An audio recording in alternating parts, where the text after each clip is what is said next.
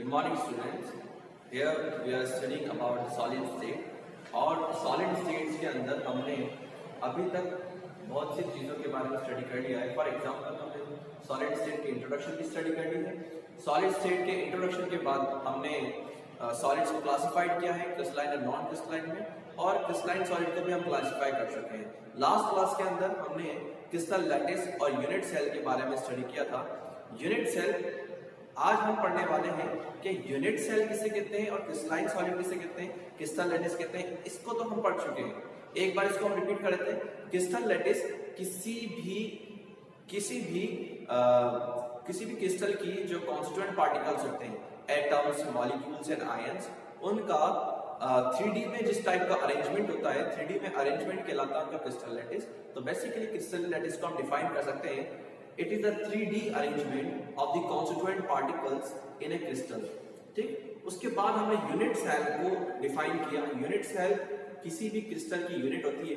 जैसे human body की जो यूनिट होती है वो सेल होती है, उसी तरह से क्रिस्टल की यूनिट होती है यूनिट सेल.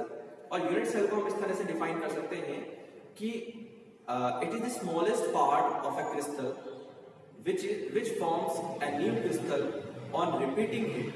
मतलब कि जब इसे रिपीट किया जाएगा 3D में बार बार, तो 3D में रिपीट करने पर ये यूनिट सेल एक नए टाइप के क्रिस्टल का फॉर्मेशन कर लेती है. तो बेसिकली यूनिट सेल क्या है, एक स्मॉलेस्ट पार्ट है. किसका स्मॉलेस्ट पार्ट है? क्रिस्टल लैटिस का. और आज हम उसी यूनिट सेल को क्लासिफाई करने वाले हैं. स्टूडेंट्स ध्यान रखना, सबसे पहले हमने सॉलिड्स को क्लासिफाई किया था क्रिस्टलाइन सॉलिड्स में एंड नॉन क्रिस्टलाइन सॉलिड्स में. उसके बाद क्योंकि हमारा जो चैप्टर है वो क्रिस्टलाइन सॉलिड पर बेस्ड है, तो हमने क्रिस्टलाइन सॉलिड को भी क्लासिफाइड किया था 4 टाइप पे: molecular solids, ionic solids, metallic solids and covalent solids. और उसके बाद जब हमने क्रिस्टलाइन सॉलिड को भी क्लासिफाई कर दिया, तो अब हम डिवाइड करने वाले यूनिट सेल्स को. तो आज का जो हमारा टॉपिक है वो है types of unit cell.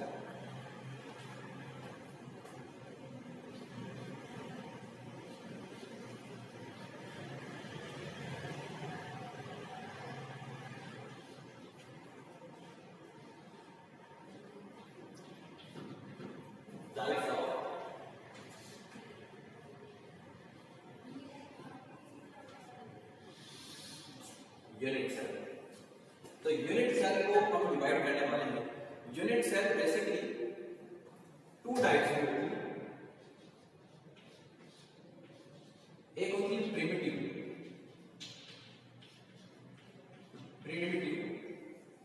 which is also known as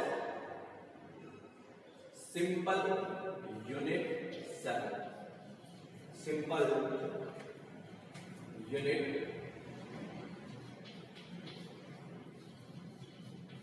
cell.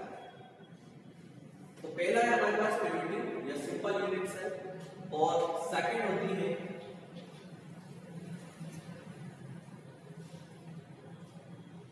Centred unit cell.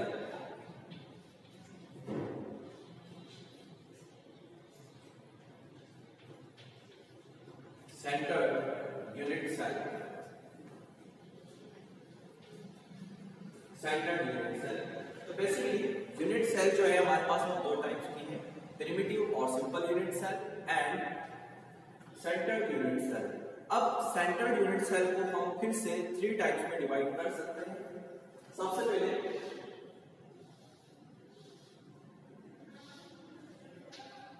Body centered unit cell. Body centred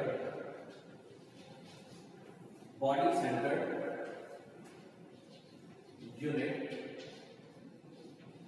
cell, which is also known as BCC.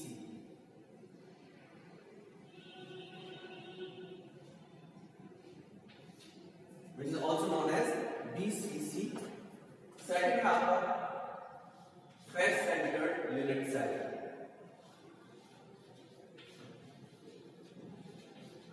Face centered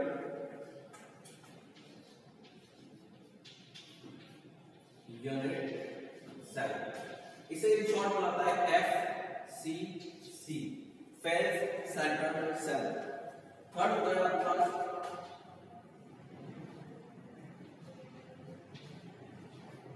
and centered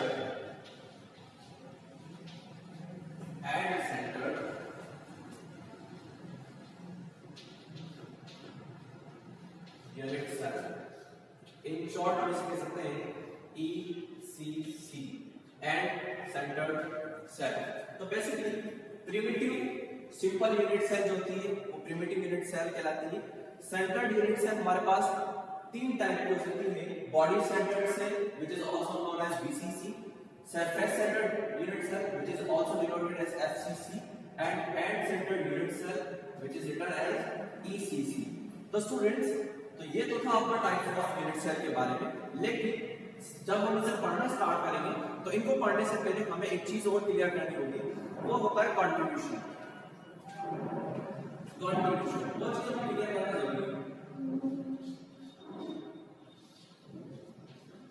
contribution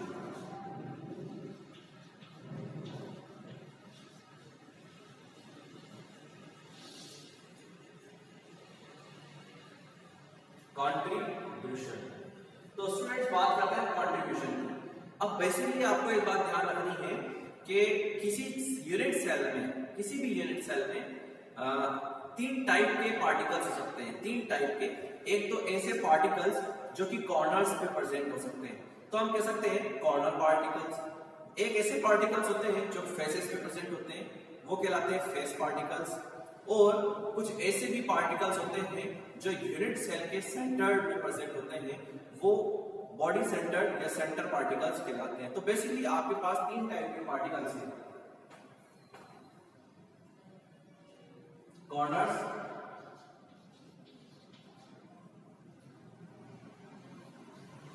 face और centre. तो कुछ particle जो कि corner से present होते हैं, कुछ particle जो कि फेस से प्रेजेंट होते हैं, और कुछ पार्टिकल जो कि सेंटर में प्रेजेंट होते हैं। अब हम बात करते हैं कंट्रीब्यूशन की, कि कंट्रीब्यूशन क्या चीज है। तो कल जिस तरह से हम लास्ट क्लास में स्टडी किया था,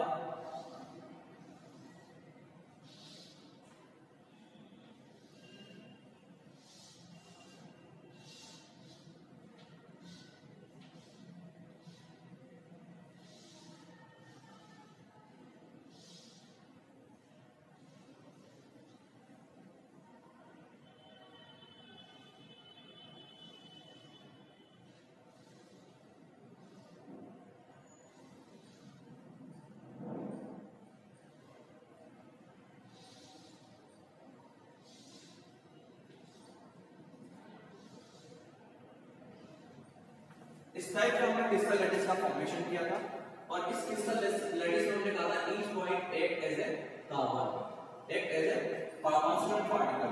तो जैसे कि आप देख सकते हैं स्टूडेंट्स, ये एक यूनिट सेल है, इसको मैं हाईलाइट कर रहा हूं, ये एक यूनिट सेल है।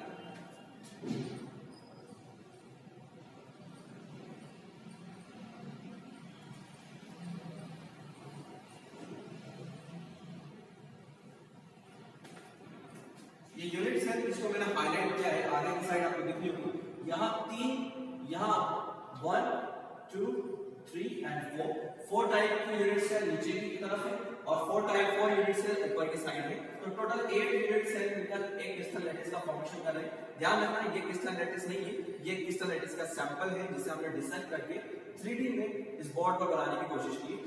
अब स्टूडेंट्स, इस यूनिट सेल, ये जो मैंने हाईलाइट की यूनिट सेल है, इस यूनिट सेल पे कॉर्नर का पार्टिकल है ये वाला, कॉर्नर का पार्टिकल है ये वाला। ये जो यूनिट सेल बनाई है, इस यूनिट सेल के कॉर्नर का पार्टिकल है ये।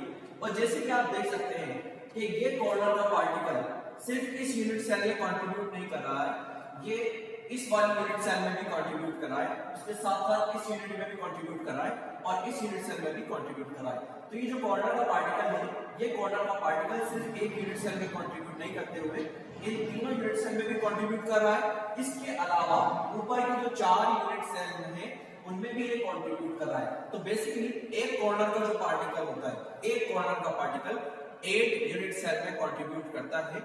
इसीलिए इस एक पर्टिकुलर यूनिट सेल में इसका जो कंट्रीब्यूशन होगा वो 1/8 होगा। 1/8 इसमें, 1/8 इसमें, 1/8 इसमें, 1/8 इसमें, और 1/8 ऊपर की चारों में भी। तो इस तरह से एक एटम का फॉर्मेशन हो जाएगा। तो स्टूडेंट्स बेसिकली ध्यान रखना है कि जो सेंटर का जो कि कॉर्नर का पार्टिकल है, यूनिट सेल का जो कॉर्नर का पार्टिकल होता है वो उसके एडजेसेंट 8 यूनिट सेल में कंट्रीब्यूट करता है।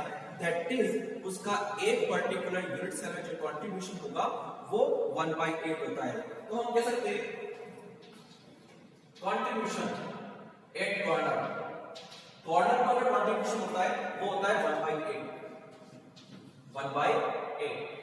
इसी तरह से हम बात करें कंट्रीब्यूशन एट फेस। फेस में आपको बता दूं जैसे कि हमारे घर में वॉल होती है, वॉल कहलाती है फेस। किसी भी ट्यूब का जो फेस होता है वो वॉल होती है। अगर बीच में एक वॉल है और उस वॉल के बीच में कोई पार्टिकल है, फॉर एग्जांपल ये एक यूनिट सेल में ड्रॉ कर रहा हूं,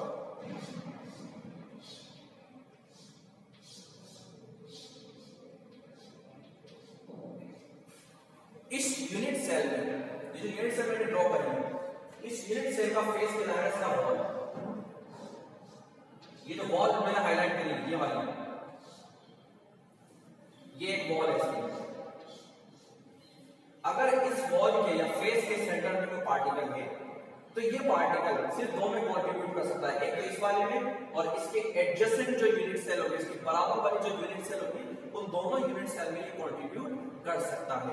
तो ये कंट्रीब्यूट कर रहा है इस यूनिट सेल में भी, और अगर इसके बराबर वाला जो होगा वो ये कंट्रीब्यूट करेगा इस यूनिट सेल में। किस तरह से हो सकते हैं, फॉर एग्जांपल ये चौक है, इस चौक को मैंने बीच में रखा तो ये वॉल है आपकी, हैंड मेरा वॉल है, तो ये यूनिट ये जो चौक है ये दोनों हाथों से सेम कांटेक्ट में, दैट इज इसका कंट्रीब्यूशन इस वाले हैंड में भी उतना ही है, इसका कंट्रीब्यूशन उतना भी इसी हैंड में है। तो स्टूडेंट्स ये जो फेस का पार्टिकल होगा इसका कंट्रीब्यूशन इस यूनिट सेल में भी होगा, उसके बराबर वाली जो एडजेसेंट यूनिट सेल होगी उसमें भी होगा। तो बेसिकली एक पर्टिकुलर यूनिट सेल में इसका जो कंट्रीब्यूशन होगा वो 1/2 होगा। तो कंट्रीब्यूशन एक फेस होता है 1/2, और at the end contribution at centre. तो स्टूडेंट्स सेंटर पे जो कंट्रीब्यूशन होता है सेंटर में, तो सेंटर में कंट्रीब्यूशन हॉल यानी पूरा का पूरा कंट्रीब्यूशन एक एटम का एक ही यूनिट सेल होता है। फॉर एग्जांपल अगर किसी कंटेनर में एक सेंटर में एक पार्टिकल है जो कि बीच में, तो उस पार्टिकल का जो कंट्रीब्यूशन होगा पूरा का पूरा उस कंटेनर के अंदर ही होगा। जैसे कि ये जो यूनिट सेल है, इस यूनिट सेल के सेंटर में मैंने बीच में बिल्कुल एक पार्टिकल बनाया, तो ये पार्टिकल जो है पूरा का पूरा इसी यूनिट सेल में कंट्रीब्यूट कर रहा है। इसके अलावा किसी दूसरी यूनिट सेल में जो कि इसके एडजेसेंट है उसमें कंट्रीब्यूट नहीं करता। दैट इज ऐसे कॉन्स्टिट्यूएंट पार्टिकल जो कि सेंटर में प्रेजेंट होते हैं उनका कंट्रीब्यूशन होता है 1, यानी हॉल कंट्रीब्यूशन किसमें होगा, सिर्फ एक यूनिट सेल में होगा। तो students types of unit cell में हम यूनिट सेल को दो तरह से डिवाइड कर सकते हैं, primitive unit cell and centered unit cell. Centered में हमने body centered, face centered and and centered के बारे में बात करी थी, और कंट्रीब्यूशन के बारे में हमने कहा तीन टाइप के पार्टिकल्स हो सकते हैं। तीन कॉर्नर पे इनका कंट्रीब्यूशन होता है 1/8, फेस पे इनका कंट्रीब्यूशन होता है 1/2 और सेंटर में इनका कंट्रीब्यूशन होता है 1। तो स्टूडेंट्स अब हम बात करते हैं टाइप्स ऑफ यूनिट सेल में। फर्स्ट टाइप की यूनिट है हमारी प्रिमिटिव या सिंपल यूनिट सेल। तो स्टूडेंट्स बात करते हैं सबसे पहले प्रिमिटिव या सिंपल टाइप की यूनिट सेल की। तो प्रिमिटिव या सिंपल टाइप की यूनिट सेल कैसे होते हैं, चलिए हम स्टडी करते हैं। फर्स्ट ऑफ ऑल अगर हम इसे डिफाइन करना हो, फर्स्ट ऑफ ऑल अगर हमें इसे देखना है, प्रिमिटिव या सिंपल टाइप की यूनिट सेल कुछ इस तरह की दिखती है।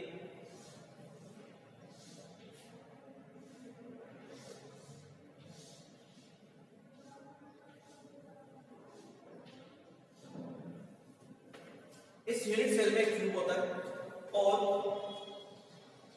इसका each point act as a constituent particle. यहां मैंने 8 पार्टिकल्स ड्रॉ किए हैं कॉर्नर्स पे। बेसिकली हम कह सकते हैं प्रिमिटिव और सिंपल टाइप की यूनिट सेल होती है उनमें 8 पार्टिकल्स प्रेजेंट होते हैं कॉर्नर्स पे। तो हम इसे डिफाइन किस तरह से कर सकते हैं, in this type of unit cell, in this type of unit cell, 8 particles are present at the corner particles are present at the corner of unit cell. हमने कहा इस टाइप की जो यूनिट सेल होती है उस यूनिट सेल में 8 particles होते हैं कॉर्नर्स पर प्रेजेंट होते हैं। अब क्योंकि हमने कंट्रीब्यूशन पढ़ा है, उसके बाद कंट्रीब्यूशन पढ़ा है तो हम कंट्रीब्यूशन से पता लगा सकते हैं कि इसमें नंबर ऑफ एटम कितने हैं। तो बेसिकली हम कह सकते हैं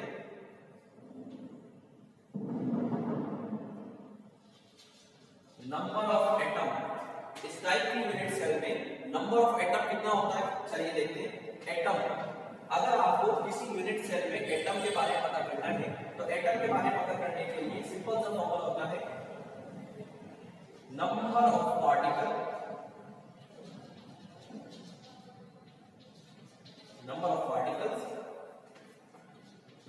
इनटू कंट्रीब्यूशन इनटू कंट्रीब्यूशन। तो जैसे कि आपको पता है 8 particles are present at the 8 corners, तो 8 पार्टिकल्स है तो हम बेसिकली कह सकते हैं नंबर ऑफ पार्टिकल्स कितने हो गए, नंबर ऑफ पार्टिकल्स हो गए 8 पार्टिकल्स प्रेजेंट है। और क्योंकि हमने कहा 8 particles are present at the corners, तो कहां प्रेजेंट है, कॉर्नर्स पे प्रेजेंट है। और अभी हमने स्टडी किया कि कॉर्नर्स पर पार्टिकल का जो कंट्रीब्यूशन होता है वो 1/8 होता है। तो नंबर ऑफ पार्टिकल्स हो गए 8 एंड कंट्रीब्यूशन हो जाएगा इनटू 1/8। तो इस तरह से नंबर ऑफ एटम जो आएगा वो कितना आ जाएगा, नंबर ऑफ एटम आ जाएंगे 1। तो बेसिकली हम कह सकते हैं सिंपल टाइप की जो यूनिट सेल होती है उसमें 8 पार्टिकल्स प्रेजेंट होते हैं कॉर्नर पे, लेकिन इन पार्टिकल्स का जो होल नंबर ऑफ एटम होते हैं वो होता है 1, जो इस फॉर्मूला से हमारे पास आ जाता है। तो ये जो है ये प्रिमिटिव या सिंपल टाइप की यूनिट सेल कह सकते हैं हम इसे। प्रिमिटिव यूनिट सेल के बाद अब बात करते हैं हम सेंटर्ड यूनिट सेल की। तो स्टूडेंट्स जैसे कि हमने प्रिमिटिव यूनिट सेल में पढ़ा था, प्रिमिटिव यूनिट सेल में 8 पार्टिकल्स प्रेजेंट होते हैं कॉर्नर्स पे, तो हमने उसे प्रिमिटिव यूनिट सेल नेम दे दिया था। लेकिन अगर किसी यूनिट सेल में कॉर्नर्स के अलावा भी पार्टिकल्स कहीं और प्रेजेंट होते हैं किसी भी जगह पे, चाहे वो फेसेस पे हो, चाहे वो एजेस पे हो, चाहे वो सेंटर में हो, कहीं भी प्रेजेंट हो, तो 8 पार्टिकल्स तो कॉर्नर से प्रेजेंट है, लेकिन कॉर्नर्स के अलावा भी अगर वो कहीं प्रेजेंट होते हैं तो इस टाइप की जो आपकी यूनिट सेल होती है वो सेंटर्ड यूनिट सेल कहलाती है। तो बेसिकली हम कह सकते हैं कि जो सेंटर्ड यूनिट सेल है उसके अंदर 8 पार्टिकल्स तो कॉर्नर पर प्रेजेंट होते ही हैं, उसके अलावा कुछ अन्य प्लेसेस पे, कुछ दूसरे प्लेसेस पे भी क्या होता है, कॉन्स्टिट्यूएंट पार्टिकल्स प्रेजेंट होते हैं। तो सेंटर्ड यूनिट सेल इस तरह से कहलाती है। और हम सेंटर्ड यूनिट सेल को 3 टाइप में क्लासिफाई कर सकते हैं, और जिसके अंदर पहला है हमारे पास BCC या बॉडी सेंटर्ड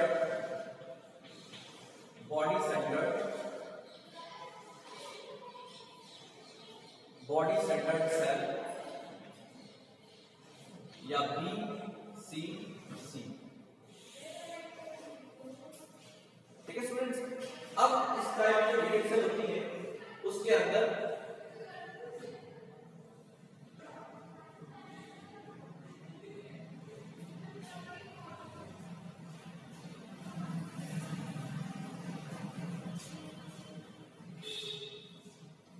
टाइप की यूनिट सेल होती है उस यूनिट सेल में 8 पार्टिकल्स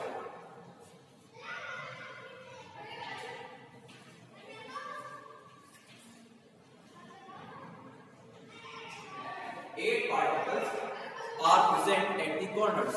उसके अलावा कॉर्नर्स के साथ साथ एक और पार्टिकल होता है जो कि इसकी बॉडी के, इस यूनिट सेल की बॉडी के सेंटर में, बिल्कुल सेंटर में प्रेजेंट होता है। तो बेसिकली इसमें 9 पार्टिकल्स होते हैं जिनमें 8 पार्टिकल्स कॉर्नर्स के फॉर्म में और दूसरे पार्टिकल्स होता है जो 9th पार्टिकल होगा वो बॉडी के सेंटर में, बिल्कुल बीचों बीच सेंटर में क्या होंगे, प्रेजेंट होंगे। तो बेसिकली हम कह सकते हैं बॉडी सेंटर्ड यूनिट सेल को when 8 particles are present at the corners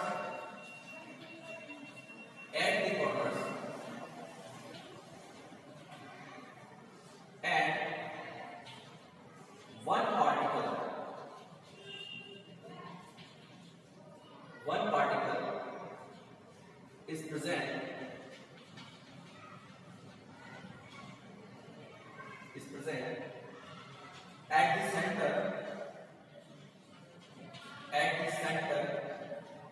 of unit cell, then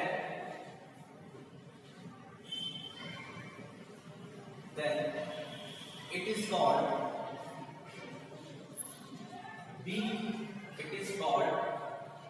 BCC या बॉडी सेंटर्ड यूनिट सेल। तो अगर 8 पार्टिकल्स प्रेजेंट हो कॉर्नर पर और 1 पार्टिकल प्रेजेंट हो सेंटर में, तो हम उसे बीसीसी या बॉडी सेंटर्ड यूनिट सेल कहते हैं। जैसे कि हम इसमें नंबर ऑफ एटम काउंट कर सकते हैं। नंबर ऑफ एटम के लिए हम कह सकते हैं एटम के लिए number of particles into contribution. अब जैसे कि आप जानते हैं number of particles, 8 particles are present in corner पे, तो 8 particles are present at the corner, और कॉर्नर का कंट्रीब्यूशन हो जाता है 1/8। As it is 1 particle are present at the center, plus बना के हम दूसरे टाइप के जो पार्टिकल्स हैं उनके बारे में लिखते हैं। 1 जो पार्टिकल रिप्रेजेंट है एट द सेंटर, और सेंटर पे जो कंट्रीब्यूशन होता है वो होता है 1। तो इस तरह से 8 1 टाइम और ये 1 टाइम, तो नंबर ऑफ एटम जो आ जाएंगे वो हो जाएंगे बीसीसी के लिए 2।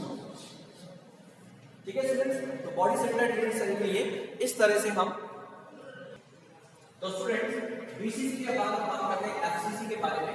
तो एफसीसी में आपको बता दूं कि 8 particles FCC body centered unit cell in this type of unit cell 8 particles are present at the corners, and because a cube has 6 faces, तो हर फेस के बीच में एक और पार्टिकल होगा। 1 2 3 4